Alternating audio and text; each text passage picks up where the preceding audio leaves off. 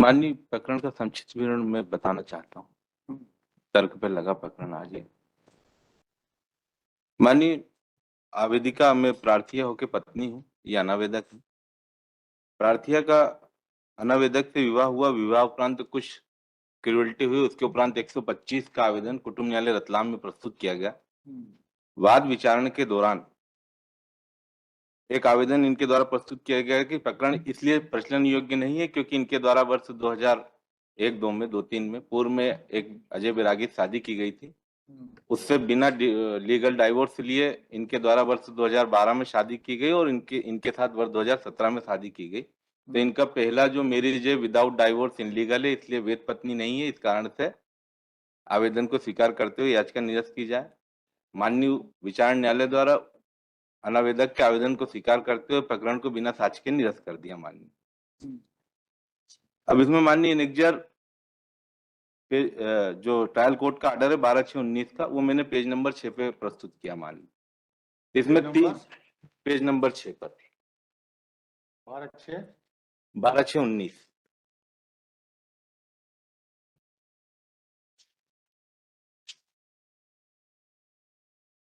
अब इसमें माननीय 3 विधिक बिंदु है। माननीय क्या 125 भरण पोषण को बिना साक्ष्य लिए समाप्त किया जा सकता है? 3 दशाओं में। तो माननीय जहां तक मुझे ज्ञान है 2 दशाओं में 125 को समाप्त किया जा सकता है बिना साक्ष्य लिए। एक कि 125 का पूर्ववर्ती निराकरण हो चुका हो, डबल से लगाया गया हो।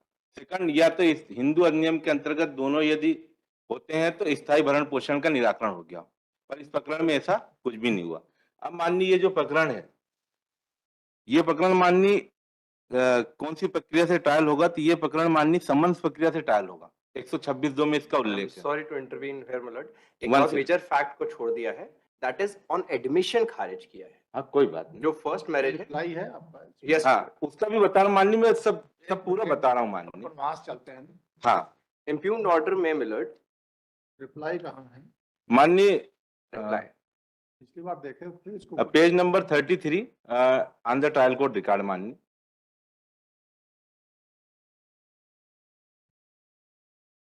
31 जी 32 33 पे वो जो एडमिशन की बात कह रहे हैं, पैराग्राफ नंबर 4 पे। 33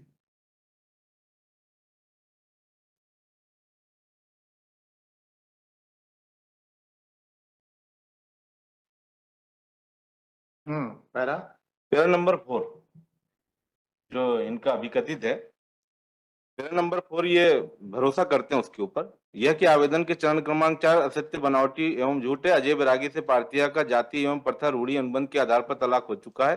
भूपेन्द्र निनामा के तलाक के आदेश में अजय बैरागी के संबंध में वर्णन है और भूपेन्द्र निनामा के विवाह को न्यायालय ने वैध माना है और तलाक की डिग्री एवं निर्णय पारित किया, ना कि भूपेन्द्र निनामा प्रकरण को विवाह को अवैध घोषित किया है। भूपेन्द्र निनामा की विवाह पश्चात्यवर्ती क्रम में यदि अजय बैरागी के विवाह का प्रश्न होता, भूपेन्द्र निनामा के साथ विवाह को न्यायालय विवाह विच्छेद जयपत्र और निर्णय पारित नहीं करते हुए विवाह शून्य घोषित नहीं करता। इस प्रकार विवाह विच्छेद के निर्णय जयपत्र के बाद प्रार्थी के साथ प्रार्थिया का हुआ विवाह जो कि वैध है और प्रार्थी द्वारा उक्त विवाह को नहीं छुपाया गया बल्कि आदेश की प्रति प्रार्थी को दी गई प्रार्थी के साथ मौजूद है और उसमें प्रार्थी की ओर से प्रस्तुत किया जा रहा है। कौन है first husband? Ajay Bairagi. First husband is Ajay Bairagi. अब माननीय इसमें second husband is Bhupendra Ninama. Third husband is the present respondent.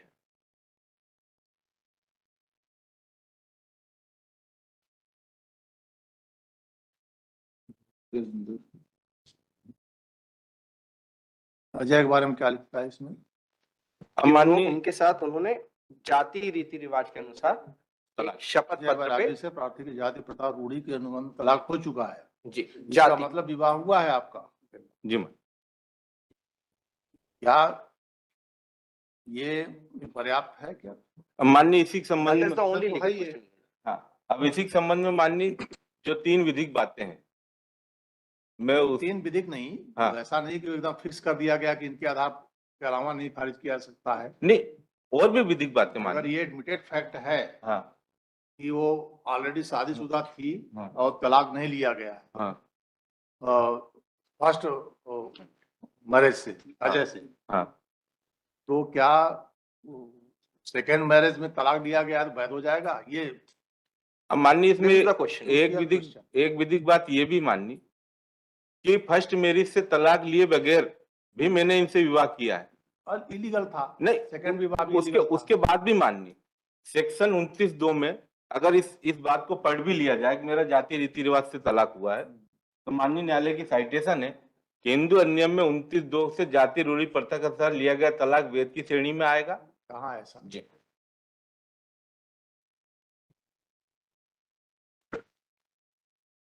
माननीय इसके इस साइटेशन को बताने से पहले एक मेरा छोटा सा निवेदन ये था कि मेरा जो रिजाइंडर फाइल है माननीय, रिजाइंडर का पैराग्राफ नंबर 24 में मैंने एक उल्लेख करा, इसको पढ़ देता हूं मैं। यह कि विचारण न्यायालय के समझ प्रार्थी द्वारा प्रत्याशी द्वारा प्रस्तुत आवेदन दिनांक 24/5/2019 का उत्तर प्रस्तुत किया गया, जिसमें पैराग्राफ नंबर 4 में त्रुटिवश यह उल्लेखित हो गया कि अजय बैरागी से प्रार्थी के जाति प्रथा में रूढ़ि के आधार पर तलाक हो चुका है। किंतु इसी पैराग्राफ में प्रार्थिया ने यह भी उल्लेखित किया है कि यदि अजय बैरागी के विवाह का प्रश्न होता तो भूपेंद्र निनामा के साथ विवाह को न्यायालय विवाह विच्छेद का जयपत्र और निर्णय पारित नहीं करते हुए विवाह को शून्य घोषित नहीं करता। इसको अमेंड क्यों नहीं किया आपने? जी माननीय, रिजाइंडर से क्या दूर हो जाएगा वो? नहीं, अब इसमें क्या हुआ माननीय कि नीचे से खारिज हो गया माननीय। नहीं, तो आपने अमेंड क्यों नहीं किया अगर ऐसा गलती से हो गया था तो ये खारिज ही हो गया ना माननीय हमारा My पकड़ा। lord, above all, खारिज तो बाद में हुआ ना। हाँ। रिजाइंडर देने के बाद में हुआ ना। नहीं, ये तो ट्रायल कोर्ट ने ये रिजाइंडर तो माननीय न्यायालय के समक्ष मैंने पेश तो करा, यहाँ पेश किया। स्थिति का खुलासा now किया। above all, तो second इसने divorce लिया ना, माननीय उसमें he did not come to the court with clean hands. आपको ला बताइए जी। कहाँ है जाति प्रथा के अनुसार? जी जी माननीय, अगर मेरा तो डिनाय है, अगर 29 डिनाई नहीं, हाँ यहाँ पेश करेंगे तो ऐसा नहीं कि आपको जी। WS की बातें झूठी हो जाएंगी। नहीं माननीय, मैं ये जी। रीडिंग जो है न्यू होते हैं किसी भी केस के।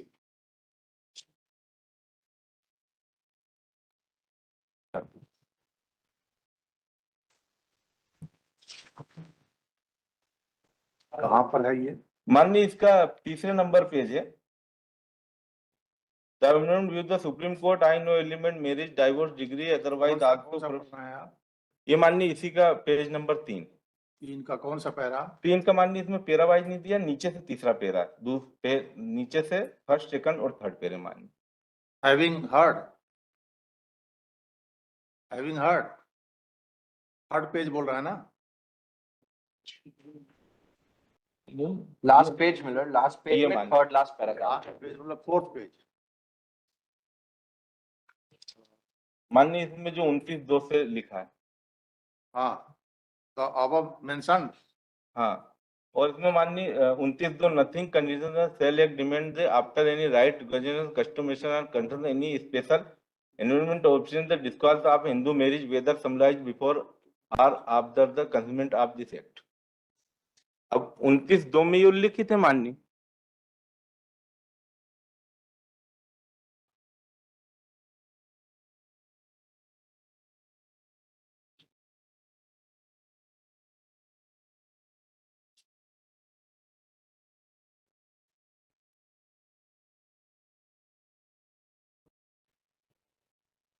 एनरोलमेंट का है, इससे क्या रिलेशन है इसका? नहीं, इससे रिलेशन ये है कि सेक्शन 29(2) हिंदू मैरिज एक्ट की, तो बताइए 29(2) सेक्शन क्या है, दीजिएगा जी। Hindu marriage act.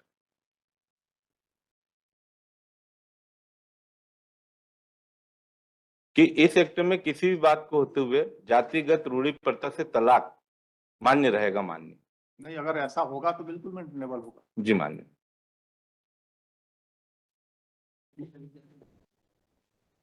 और मान्य इनकी विवाह शून्य की याचिका भी खारिज हो गई, इसलिए मेरा विवाह शून्य नहीं इनसे आज की तारीख में। Lord, खारिज हुआ है वो absence due to non-presence of the petitioner. मान्य इनके द्वारा शपथ पत्र प्रस्तुत नहीं करा गया, इसलिए खारिज किया। वो ऑर्डर मैंने आप- पेश कर लीगल पॉइंट Legal- बात है तो ला लेके आना point चाहिए। लीगल में लीगल कह रहा हूँ लीगल मान्य। पॉइंट पर अगर आ रहे हैं तो ला लेके आना चाहिए। सिर्फ आर्गुमेंट पर्याप्त है क्या? along with supported by citations होना चाहिए। कोई citation लाए हैं इस पर? हाँ, ये 29(2) लिखा मान्य इसमें स्पष्ट। अरे ये कोई रिलेवेंसी नहीं दिख रहा है। देख लेते हैं 29(2) में क्या है। जी मान्य। My lord has given the similar judgments, my lord, in other cases also. This honorable bench has already given this findings that once the first marriage is present, then the second marriage is not maintainable. Established है वो। तो इन्होंने पर मतलब वो आपस गुण में दोषों पे माननी विदाउट एविडेंस है ये। हिंदू सक्सेशन एक्ट नहीं भाई, हिंदू मैरिज एक्ट है, क्या है? हिंदू मैरिज एक्ट 1900 ठीक है, Hindu marriage act savings clause बोल रहे हैं हम लोग ये। Saving clause Before the commencement of this act. 2 nothing contained in this act shall be deemed to effect any right recognized by custom or conferred by any special enactment to obtain the dissolution of the Hindu marriage, whether solemnized before or after the commencement of this act. Now basically my lord, if there is any other provision by which the divorce is being accepted in any kind of society, लेकिन इसमें दे तो रहा है ये, माननीय nothing contained in this act shall be deemed to effect any right.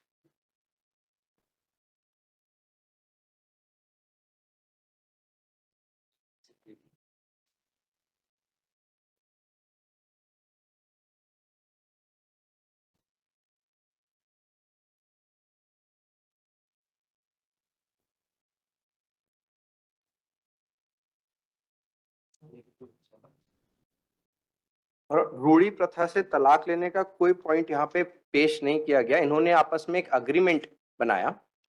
माननीय That ये is सब प्राची की annexure विषय वस्तु है। P1 इनकी pleading है, रीडिंग जाति प्रथा और रूढ़ी अनुबंध के आधार पर तलाक हो चुका है। अनुबंध मतलब वो अनुबंध देखे प्लीज।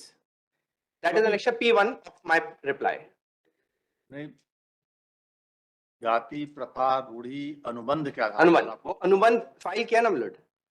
नहीं, ये तो मैटर ऑफ ट्रायल हो जाएगा ना। ट्रायल माननीय वो मैटर आफ्टर एविडेंस का माननीय effect any right recognised by custom of और conferred by any special law. Custom को तो कर रहा है मिलट। यहाँ दोनों हिंदू हैं, कोई न्यू कस्टम्स नहीं है। हिंदुओं के लिए कस्टम लागू होता है नहीं, पहली चीज है इसमें। दोनों हिंदू हैं, कोई एक्स्ट्रा कस्टम्स नहीं है। A marriage solemnized between Hindus before the commencement of this act, which is otherwise valid, shall not be deemed to be invalid or ever to have been invalid by reason only of the fact that the parties thereto belong to the same gotra or pravara or belong to the different religion, caste. This is majorly in consideration to the Adivasis, मिलट। माननीय यहाँ उनका Discuss different किया customs है, high court या apex court इस point को कहीं डिस्कस किया है क्या?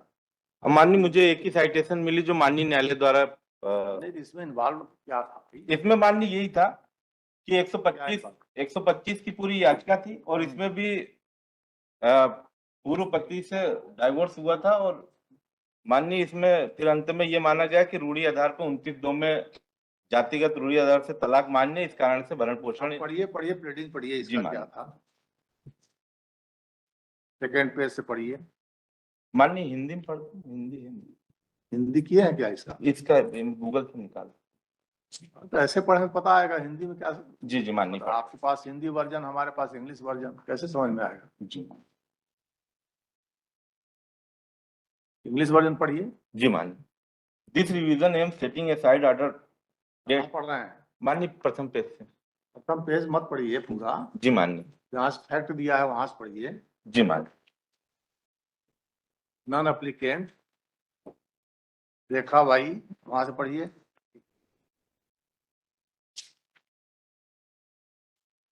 कहाँ से मिलट?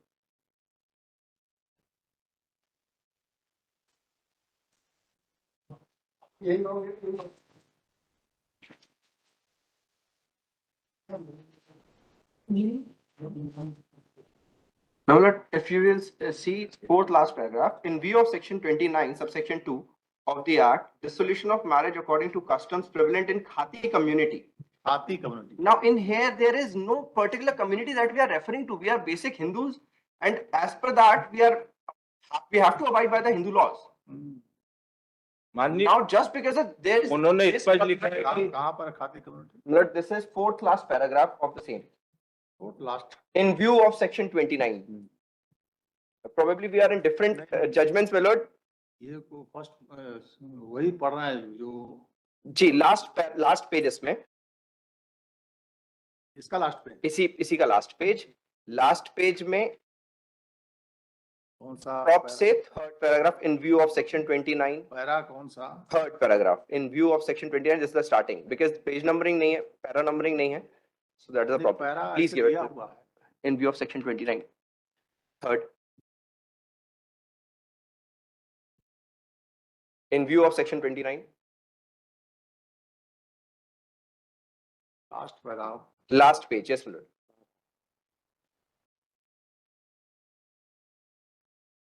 आपने उनको अलग दे दिया है, ये दूसरा दे दिया उन्होंने आपको। सर ये आपके पास दूसरा है, my lord।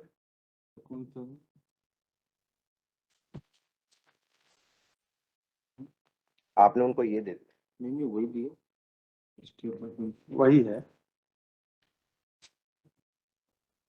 The spouse, there is another provision which would have nothing to shall be going to be at any right to ownership.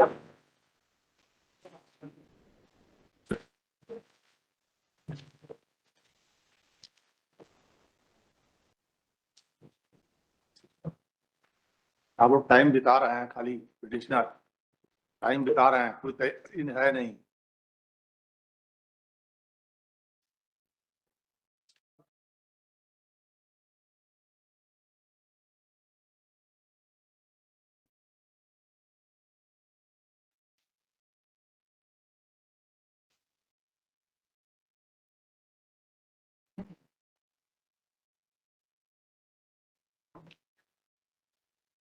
Section 4 पढ़िए तो आप हिंदू लॉ का, हिंदू मैरिज एक्ट का।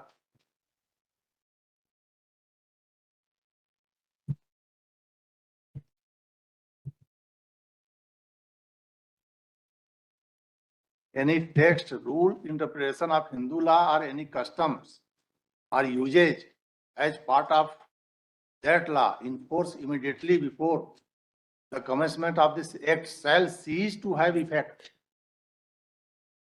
एक सेक्शन पढ़ने से काम नहीं चलता, पूरे सेक्शन को पढ़िए, कहाँ क्या इसका मंतव्य है। To any matter for which provision is made in this act. आज के टाइम पे भी आदिवासी खाती कम्युनिटी इन उनके सब का लिए एक अलग है, उनके लिए इनकी कस्टम्स को रिकॉग्नाइज करेंगे। यहाँ हम नॉर्मल हिंदूज, दो हिंदू ने शादी करी है, अग्रीमेंट पे उन्होंने तलाक ले लिया, अब बोल रहे हैं हमारी पहली शादी हुई ही नहीं। any other law in force immediately before the commencement of the this act shall cease to have effect insofar as it is inconsistent with any of the provisions contained in this law. सब कुछ तो seize कर दिया नहीं, उसके बावजूद 29(2) में नहीं, तो वही अब 29(2) किस लाइट में वो देखना पड़ेगा, सिर्फ 29(2) पढ़ने से काम नहीं चलेगा। 29(2) में ये माना कि माननीय जो अन्य जो समाज है, जैसे बैरागी समाज, माननीय ब्यागी समाज से हैं, वो सिर्फ एसटी कम्युनिटी के लिए, एसटी के लिए माननीय हिंदू लॉ लागू ही नहीं होगा। माननीय एसटी कम्युनिटी के लिए उनको उनके लिए तो ये दिया है। हाँ, और 29 प्रोविजन दिया है। इसीलिए 29(2) का उन्होंने स्पष्ट करा कि अगर कोई लाभ भी है तो वो जातिगत रूढ़ी प्रथा से विवाह के संबंध में नहीं होगा, जातिगत रूढ़ी प्रथा से विवाह तलाक को मान्य किया जाएगा।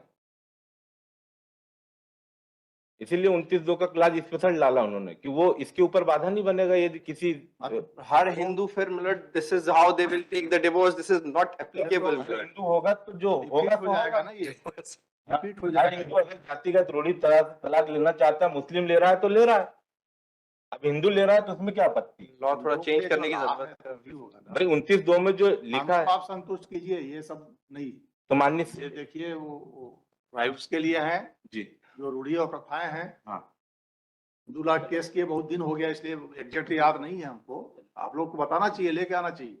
माननीय फिर समय देते हैं। मिलट ऑन दिस प्रीटेक्स्ट, मैं इसलिए जब आर्गुमेंट चालू रहा था तभी आई वाज अबाउट टू से दिस कि please today decide this case. हमको लगा तैयार हुए, पिछली बार आया था ना। Yes, my lord, and you had given the today's specific date कि आज तो मैं इसका डिसीजन दे दूंगा, but then again he is asking for time for again being prepared. ऐसी कोई विधिक बात होगी तो उसके लिए तो समय चाहिए। विधिक, यही तो बात चल रही थी तब से। और आप मतलब please not listed after 4 weeks. अगर नेक्स्ट वीक, क्योंकि 20th को फिर से एक और केस इन्हीं का लगा हुआ और इसी केस के ऊपर इनके बाकी सारे केसेस भी आधारित हैं, because just this case gives them so many rights in other आप भी cases तैयारी as कर well. लीजिए ना, हाँ? इनके साथ आप भी तैयारी कर लीजिए। मतलब this is very well prepared on this pretext कि उनका फर्स्ट विवाह हो चुका है और फर्स्ट विवाह हो जाने के उपरांत रूढ़ी प्रथा वाला जो बात ला रहे हैं, आप देखिए कि ये Custom- लागू नहीं है। उनकी कोई जाति उन्होंने ऐसी बताई नहीं जिसके ऊपर कोई कस्टम्स की बात आए। कोई ऐसी जाति नहीं बता रहे जिसके ऊपर कोई कस्टम्स की उसमें प्रॉपर ऐसा लिखा ही नहीं कि जाति बताना पड़ेगी, ओनली फॉर प्रथा कौन जाति बताने का जरूरत टाइम मिनट अब जाति जाति नहीं बताएंगे, लेकिन other than matter of the trial मान, अब ये बात मुस्लिम के लिए तो नहीं उठती है। मुस्लिम का प्रावधान है ही नहीं इसमें। तो अब माननी हिंदू में भी 29-2 की रूढ़ी प्रथा है। अब कोई आज तक उपयोग नहीं कर, आज उपयोग हो गया और इनने जब आनंदों का उपभोग करा, आनंदों के उपभोग में ये बात नहीं आई थी कि साहब इसकी पहली मेरी नील एंड व्हाइट। चलिए आप लाभ तैयारी करके आइए। जी मान मतलब इसको नेक्स्ट वीक कर दें प्लीज, वेडनेसडे। अरे नहीं, ये तैयार होते नहीं है। मतलब इसमें मेरा नुकसान है, इसमें इनका नुकसान नहीं है, क्योंकि बहुत सारे पोषण मुझे नहीं मिल रहा, भरण पोषण मुझे मतलब there are different cases which आज का तो खाली are connected to this, millet.